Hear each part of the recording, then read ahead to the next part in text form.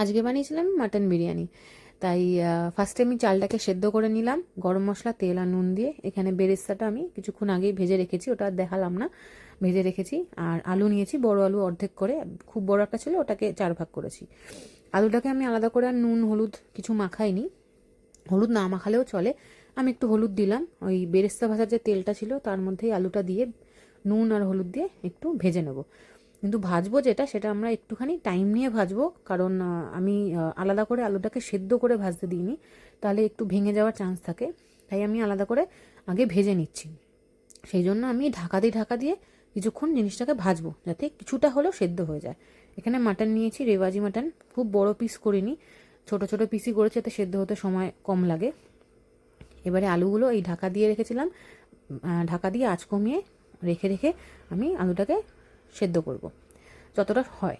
এরপরে মাটনটাকে আমি ম্যারিনেট করলাম, আদা রসুন পেস্ট, বেরেস্তা আমি কিছুটা তুলে রেখেছি আর কিছুটা এর মধ্যে দিলাম ম্যারিনেট করার জন্য।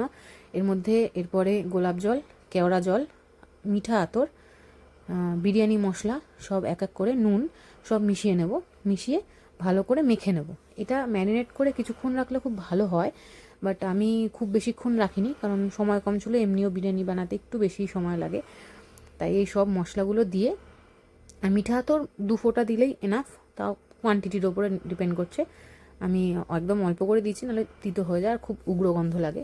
দিয়ে ভালো করে জিনিসটাকে মেখে নেব। ভালো করে ম্যারিনেট করে যদি কিছুক্ষণ রাখা যায় তাহলে ভালো হয়। আমি এখানে দইও ব্যবহার করিনি, দই চাইলে ব্যবহার করা যেতে পারে।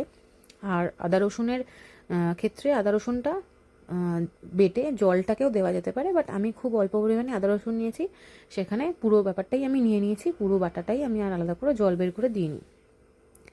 এরপরে আলুগুলো অলমোস্ট মানে সেদ্ধ সেদ্ধ হয়েই এসেছিলো, কারণ ভেতর অবধি সেদ্ধ হবে না, এটা তেলে যেহেতু ঢাকা দিয়ে করা, অলমোস্ট ওপরটা নরম হয়েই গেছে।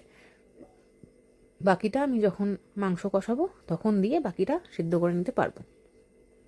এবার এক এক করে আলুগুলোকে তুলে এক সাইডে রেখে দিলাম। তেল আমি আর কমাইনি, এই তেলটাই আমি রেখেছি। এই তেলটার মধ্যে এবারে আস্তে আস্তে যে মাটনটা ম্যারিনেট করে আমরা রেখেছিলাম, আমি মোটামুটি আধা ঘন্টা মতো মাটনটা ম্যারিনেট করে রেখেছিলাম, কারণ এর থেকে বেশি সময় আমি পাইনি। এবারে মাটনটা এক এক করে তেলের মধ্যে দিয়ে এরকমভাবেই কষাবো। এবারে ঝালটা যে যেরকম খাবে সেরকম অ্যাড করতে পারে। আমি এই মাটনটা কিছুক্ষণ কষানোর পর এখানে আমি ঝাল গুঁড়ো লঙ্কা ব্যবহার করেছি। কাশ্মীরি লঙ্কা আমি এখানে দিইনি আলাদা করে কোনো কালারের জন্য, আর কাঁচা লঙ্কাও বেটে কিছু দিইনি, তাই আমি গুঁড়ো লঙ্কা একটু দিয়ে ভালো করে কষিয়েছি।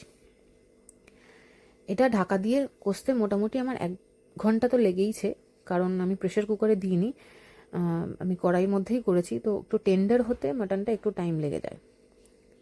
এরকম ঢাকা দিয়ে আমি লোয়ার ফ্লেমে করে দিয়েছিলাম, আর তার মধ্যে এই লঙ্কার গুঁড়োটা দেওয়ার ফলে এই লাল রঙটা এসছে। এবারে যে আলুগুলো ভেজে রেখেছিলাম সেগুলো আমি দিয়ে দেবো যখন মাটনটা অলমোস্ট সেদ্ধ হয়ে এসছে, পুরো তখনও হয়নি। এরপরে মাটনটা ভালো করে নাড়িয়ে নিয়ে ঢাকা দিয়ে আরও কিছুক্ষণ রাখবো, যতক্ষণ বুঝবো যে আলুটা টেন্ডার হয়ে এসছে। কিন্তু আলু বেশি সেদ্ধ করার দরকার নেই, বা মাটনও পুরো গলিয়ে ফেলার দরকার নেই, কারণ যখন স্টিমে দেব তখন বাকিটা হয়ে যায়। সেদ্ধ হওয়া অবধি দিতে হবে, গলে যাওয়ার মতো না দিলেও চলবে। এইটা আমি ঢাকা দিয়ে রেখে দিয়েছিলাম অনেকক্ষণ। তারপরে এবারে প্লেটিংয়ের এরপর আমরা লেয়ারিং করব। তো আমি হাঁড়ির মধ্যে, আমি ফ্ল্যাট আমার হাঁড়ি ছিল বড় মুখে, আমার অন্য ডেচকি পাইয়ে ছিল না, তাই আমি এটাতেই করেছি। ঘি মাখিয়ে নিলাম হাঁড়ির মধ্যে। এবারে একটুখানি ভাত আমি নিচ থেকে ছড়িয়েছি, কারণ তেলটা নিচে অ্যাবজর্ব হয়, তো ভাত থাকলে কিছুটা তেল অ্যাবজর্ব হয়ে যায়, তাই ভাত না দিলেও চলে, ডিরেক্ট মাটনও দিয়ে দেওয়া যায়। তো এবারে আস্তে আস্তে লেয়ারিংগুলো করব। কিছুটা ভাত দিলাম, এরপরে এখানে মাটনগুলো ছিল, মাটনগুলো পুরো মাটনটাই আমি নিচে লেয়ারিং করেছি, একদম নিচে। সবার ফার্স্ট নিচে গ্রেভিটা দিইনি, যতটুকু মাটনের সাথে উঠেছে ততটুকুই, আলাদা করে তখন আর গ্রেভি কিছু স্প্রেড করছি না।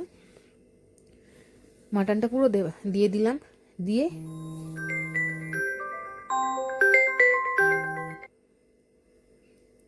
এরপরে ভাত যেটা ছিল ভাতটা ওপর দিয়ে ছড়িয়ে দেবো।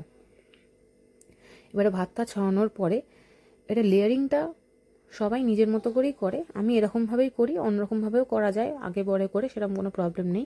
ডিমটা আমি একটু উপর দিকে দিলাম, কারণ একদম নিচে দিলে ডিমটা কেটে যাবে, তাই আমার বেশি ভাত ছিল না, তাই আমি মোটামুটি শেষের দিকে এসে ডিমটা দিলাম। এখানে আমি দুধের মধ্যে নিয়ে রেখেছিলাম বিরিয়ানি মশলা, মিঠা আতর, গোলাপ জল, কেওড়া জল, সেটা একটু ছড়িয়ে দিলাম, দিয়ে যে মাটনের গ্রেভির তেলটা ছিল সেই তেলটা আমি উপর দিয়ে ছড়ালাম, ছড়িয়ে বাকি ভাতটা আমি দিয়ে দেবো উপর দিয়ে। দিয়ে তারপরে যে এক্সট্রা দুধটা থাকবে সেটাও আমি উপর দিয়ে ছড়িয়ে দেবো। আলুগুলো একদম ফার্স্ট লেয়ারে আমি দিলাম, একদম উপরে লাস্ট লেয়ারে দিয়ে উপরে যেটুকু অয়েল ছিল মাটনের, মানে যে রোগানটা ছিল সেই রোগানটা উপর দিয়ে ছড়িয়ে দেবো। কারণ আমি আলাদা করে কোনো ফুড কালার বা কোনো কেসারও আমি ইউজ করিনি, কেসার না থাকলেও এনাফ, কারণ এতেই কালার হয়ে যায়। যে দুধটা ছিল সেটাও আমি বাকিটা দিয়ে দিলাম, নিয়ে একটু বিরিয়ানি মশলা ছড়িয়ে যে বেরেস্তাটুকু একটু রেখে দিয়েছিলাম ভেজে, সেটা উপর দিয়ে দিলাম। এবারে এটাকে আমি আর আলাদা করে সিলও করিনি, ওপর দিয়ে অল্প ঘি দিয়েছি, বেশি ঘি দিলে বেশি গন্ধ বেরোয়, অতটা বেশি গন্ধ রাখবো না, তাই অল্প করেই দিয়েছি। নিয়ে এবার দিয়ে ঢাকা দিয়ে আমি শিল চাপা দিয়ে দিয়েছি, নোড়াটা চাপা দিয়েছি। এবার বিরিয়ানি রেডি। মোটামুটি 1 ঘন্টা আধা ঘন্টা আমি দমে রেখে আধা ঘন্টা আরও স্টিমে রেখেছিলাম বন্ধ করার পরে।